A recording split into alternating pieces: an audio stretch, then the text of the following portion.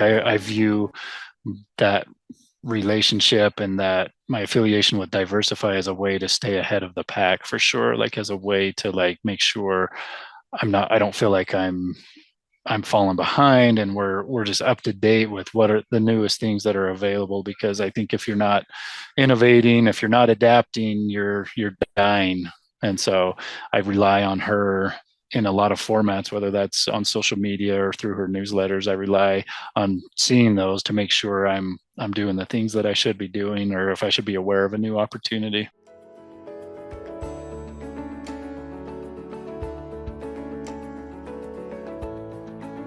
Yeah, I mean, and I presented at the conference 2 years ago on this very topic, because it was just by reading one of her newsletters over, not just one of them. It was like she kept sending these newsletters during COVID. If you're not selling OTC COVID tests, you should be, and billing insurance for it. And so I kept reading that and reading that. And finally, the light bulb went off. I was like, oh, I should probably be selling OTC COVID tests and billing insurance, because we had taken a stance that we weren't going to bill insurance. We were selling tons of them, but just via cash. Well, you start getting into the insurance world and people don't have to pay any money for it. And all of a sudden the amount of tests you can sell skyrockets, right? And so literally it was based, finally, after reading that, after like probably the third or fourth time, it was like, okay, I'm changing how we're doing it.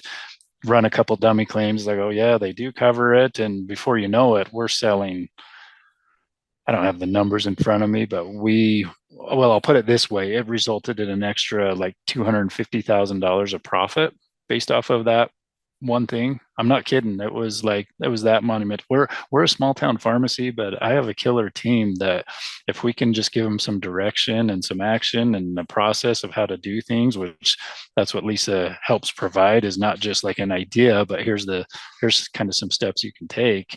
My team will run with it. And so even though we're small town, small volume pharmacy, we sold a lot of COVID tests to the tune of, yeah, like I say, profitability of around $250,000.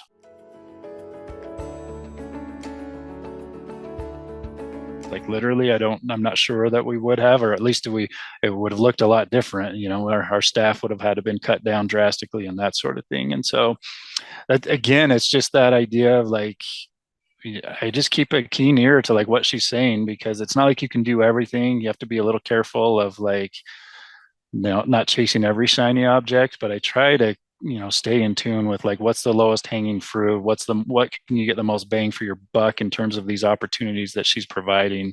And then just jump, once I go all in on it. And because of my team and how great they are, we're able to usually like be pretty successful once we jump into a project like that.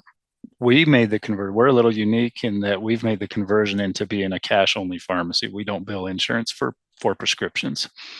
And it was, again, that was I don't think I would have made that leap without that vote of confidence from Lisa.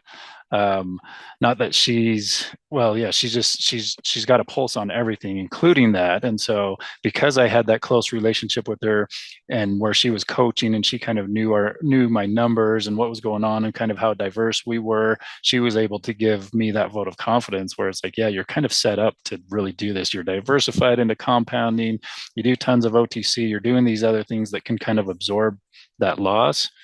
And so that's been a huge change. I mean, that's a drastic change to go from billing insurance to being cash only. And she was instrumental for sure in doing that. And then not just her, like she's wonderful, but like the team as a whole, to be able to then, because we rebranded and everything. And so we had to put together all new marketing material, right? And all of that. And so to be able to, if that would normally fall on me, and I'm terrible at that stuff, but to be able to have the team, the Diversify team, at your disposal there, to be like, this is the kind of brochure I'm trying to make. Here's my logo, please help me out, and to have that come back, and to be able to, produce good marketing material in a timely manner, like that's a huge deal. That's a big deal. So that part's been great, because our business has totally evolved, and without that confidence and to be able to rely on Diversify, that would have been much more difficult for sure.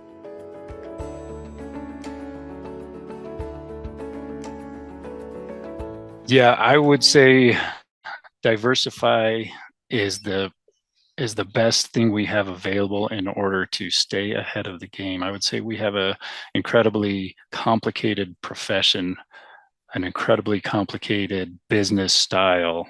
In order to stay on top of it, you need a little bit of help. And so if you can have Diversify on your side, one, just from feeding you information for the industry as a whole and feeding you ideas, and then two, from a it feels like you have another kind of employee or a board member almost, as with Lisa herself, and then the team as a whole. It's like you have an extra team with you, and so you don't feel so alone or like overwhelmed when it comes to then trying to implement a project. You're not on your own. Diversify is just wonderful at being there to support and then being there to give you strategies to be successful, because otherwise it's an uphill battle and you feel like you're drowning really fast.